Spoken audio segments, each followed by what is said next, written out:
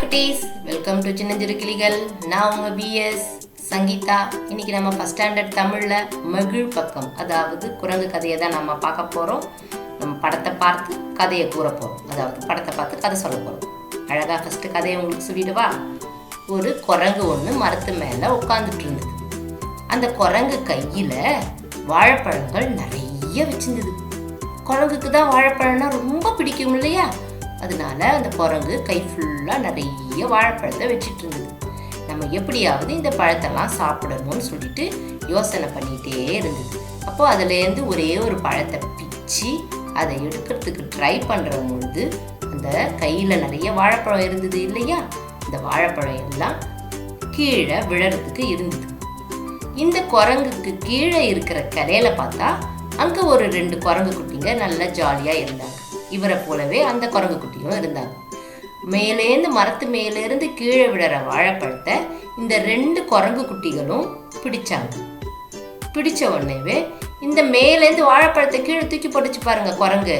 ஐயோ, நம்ம வாழைப்பழம் போதேன்ட்டு அந்த குரங்கும் குதிச்சு கீழே வர ஆரம்பிச்சிடுச்சு. மரத்துலேருந்து கீழே இறங்க ஆரம்பிச்சிது. இப்போ 3 குரங்குகளும் ஒரே இடத்துல உட்கார்ந்துட்டு இருக்காங்க. இப்போ ஒருத்தர் மட்டும் சாப்பிட்டா நல்லா இருக்குமா? நம்மலாம் என்ன சொல்லுவோம்? நம்ம ஏதாவது சாப்பிட்டோம்னா நம்ம பக்கத்தில் யார் இருக்காங்களோ அவங்களுக்கு கொடுத்துட்டு தான் சாப்பிடணும் அப்படின்னு நம்ம சொல்லுவோம் இல்லையா? அதே போல் மேலேருந்து கீழே இறங்கின குரங்கு வாழைப்பழத்தை பிடிக்கலான்ட்டு இறங்கின குரங்கு கூட 2 குரங்கு ஒன்றா இருக்கிற இடத்துல கீழே வந்துட்டு அவங்களோட ஃப்ரெண்டாக பழகி அவங்க சாப்பிட்ற பொழுது இந்த குரங்கும் 3 பேரும் இந்த வாழைப்பழத்தை பகிர்ந்து அழகாக ஜாலியாக சிரிச்சுக்கிட்டே சாப்பிட்டாங்களாம். இதை பாருங்க, 3 வாழைப்பழம், அதாவது 3 குரங்கும் 3 பேரும் ஒரு வாழைப்பழத்தை கையில் வச்சுட்டு எவ்வளோ ஜாலியாக சிரிச்சுக்கிட்டு விளையாடிக்கிட்டு சாப்பிட்றாங்க பாருங்க. இது போல தான் நம்மளும் இருக்கணும். இதில் என்ன கருத்துனா, நம்ம எப்பயுமே நம்மக்கிட்ட ஒரு பொருள் இருக்குது, எக்ஸ்ட்ராவாக இருக்குது அப்படின்னா யாராவது கேட்டாங்கன்னா நம்ம என்ன பண்ணணும்? அவங்கக்கிட்ட இல்லாத பொருள்னா கேட்குறாங்களா, கொடுத்துட்டு வாங்கிக்கணும். ஷேரிங் பண்ணிக்கலாம், தப்பே கிடையாது. பகிர்ந்து சாப்பிட்றது ரொம்ப ரொம்ப ரொம்ப நல்லது. சரிங்களா?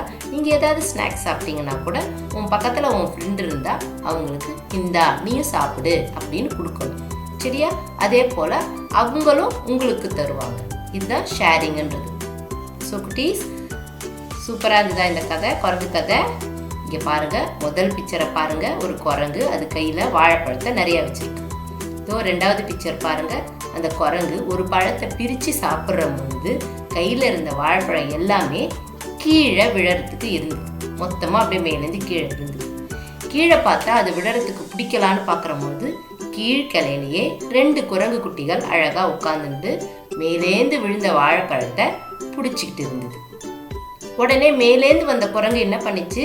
சரி, நம்ம 3 பேரும் ஃப்ரெண்ட் ஆகிட்டு நம்ம 3 பேருமே இந்த வாழைப்பழத்தை ஷேர் பண்ணி சாப்பிடலாம் அப்படின்னு சொல்லிட்டு இந்த 3 குரங்குகளும் ஒரே இடத்துல உட்காந்துட்டு அழகாக சூப்பராக சிரித்து ஜாலியாக இந்த வாழைப்பழத்தை ஷேர் பண்ணி சாப்பிட்றாங்க.